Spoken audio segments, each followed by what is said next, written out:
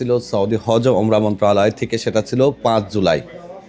তবে তার 1 মাস আগেই হজ ও ওমরা মন্ত্রণালয় সিদ্ধান্ত নিয়েছে 11 জুন থেকে আন্তর্জাতিক ওমরার ফ্লাইট শুরু হবে। 10 জুনে ঈদের 5 দিন পর থেকে ওমরা ভিসা ইস্যু শুরু হবে এবং 11 জুন থেকে আন্তর্জাতিক ফ্লাইট শুরু হবে। সৌদি আরবে ওমরা যাত্রীরা আসতে শুরু করবে। তো আপনারা যারা অপেক্ষায় আছেন ওমরা ভিসায় ফ্যামিলি আনার জন্য সৌদি আরবের যে কোনো শহরে এখন 3 মাসের ওমরায় এনে আপনার ফ্যামিলিকে রাখার অনুমতি সৌদি হজ ও ওমরা মন্ত্রণালয় দিচ্ছে। সেই সুবাদে আপনি চাইলে ফ্যামিলিকে আনতে পারেন 3 মাসের জন্য।